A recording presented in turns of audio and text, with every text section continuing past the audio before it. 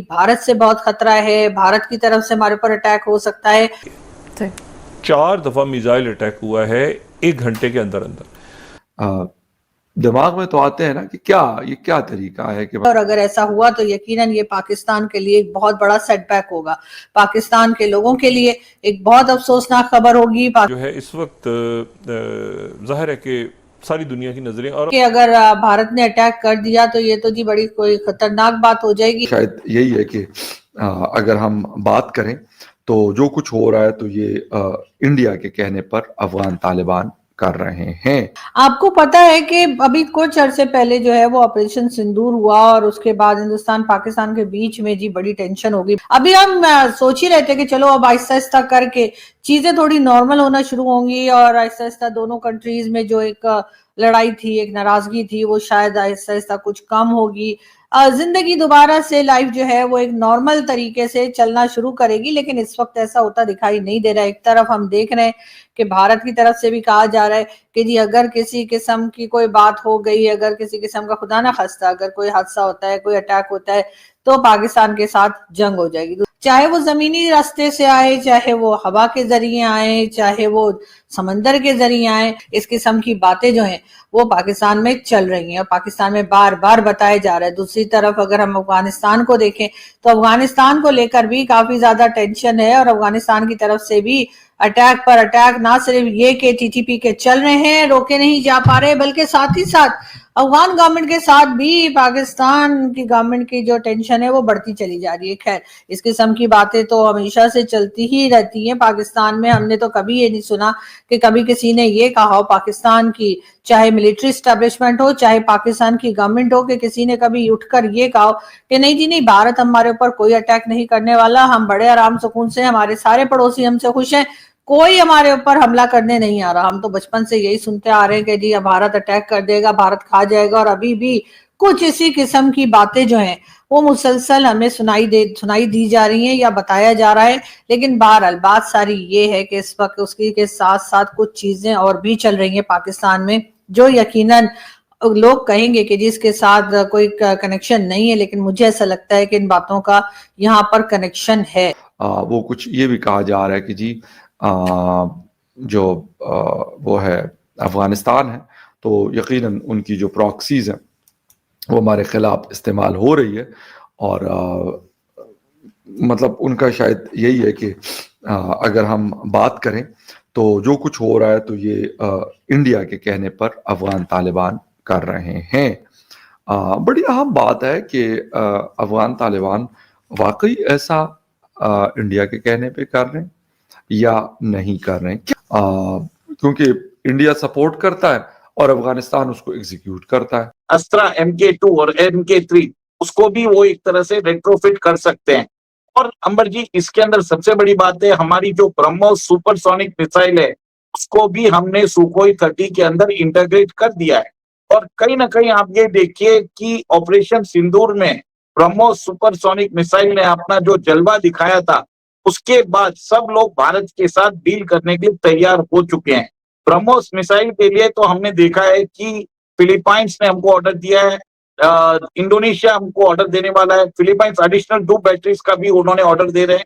पर आर्मीनिया एक कदम आगे जाके हमसे फाइटर जेट ले रहा है, वो भी Sukhoi 30 redesign and repurpose for India वो ले रहा है। और ये रशियन मेड एयरक्राफ्ट है और भारत के अंदर कम से कम हमारे पास कम से कम 280 सुखोई 30 के प्लेन्स हैं और इसके अंदर भी हमने अपग्रेडेशन इसका चालू कर दिया है।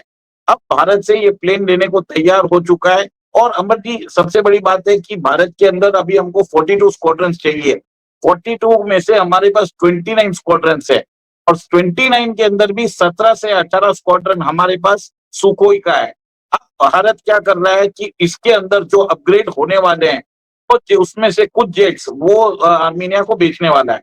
और आर्मीनिया ने बोल भी दिया है कि भारत के साथ वो जो Armenia is one of the largest defence supplier with India. वो भारत के पहले भी उन्होंने हमसे बहुत सारे आर्म्स खरीदे हैं, जैसे Astra Akash 1S surface to air missile system उन्होंने $720 मिलियन में लिया था, $720 मिलियन में लिया था। Pinaka multi barrel rocket launchers ये $240 मिलियन की डील हो गई है। फिर स्वाति वेपन लोकेटिंग रेडार, ये $40 मिलियन की डील वो हो चुकी है। उसके अलावा जो आर्मीनिया है भारत से जो आर्टिलरी गन्स है उसको लेने के लिए भी तैयार हो गया, जिसको भारत फौज बनाती है, ATAGS गन। और ये वही आर्टिलरी गन है जिसमें फ्रेंच ने भी हमसे इंटरेस्ट दिखाया है। तो कहीं ना कहीं आप ये देखिए कि आर्मीनिया का जो हिस्टोरिकल झगड़ा है वो है अजरबैजान के साथ, और अजरबैजान एक तरह से उस ग्रुप में है जो एंटी इंडिया भी है। अजरबैजान टर्की पाकिस्तान का एक एक्सिस है, और वहां पर आर्मीनिया एक तरह से भारत के साथ जब से उसने डिफेंस इक्विपमेंट्स लिया है, अजरबैजान एक तरह से डरा हुआ है, उसने आर्मीनिया के ऊपर हमला नहीं किया है।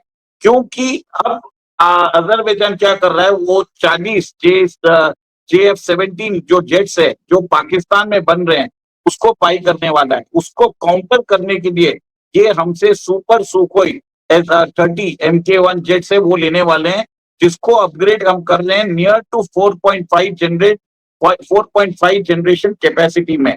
और सुखोई के अंदर अंबर जी एक और एक चीज है, आप 8 टन के एक्सप्लोसिव लेके जा सकते हो। एक तरह से भारत का मेन स्टे है डिफेंस का, ये चीज मैं बताना चाहता हूँ। उमेश जी, तो अब सवाल ये है कि जब आर्मीनिया जैसे देश हमारे से फाइटर्स खरीद रहे हैं, तो क्या हम ये कह सकते हैं कि जो भारत है वो एक्सपोर्ट पावर बन रहा है? देखिए, भारत ऑलरेडी एक्सपोर्ट पावर बन चुका है। ये आफ्टर ऑपरेशन सिंदूर आप ये देख रहे हैं कि जितने भी जो राष्ट्रीय अध्यक्ष भारत आ रहे हैं, भारत और पाकिस्तान के बीच एक बार फिर से टेंशन बढ़ती हुई नज़र आ रही है, और भारत के जो आर्मी चीफ हैं और भारत के जो डिफेंस मिनिस्टर हैं उन्होंने साफ शब्दों में कह दिया है कि ऑपरेशन सिंदूर अभी भी जारी है, और अगर किसी भी तरह का आतंकी हमला भारत के अंदर होता है तो फिर से ऑपरेशन सिंदूर को स्टार्ट कर दिया जाएगा।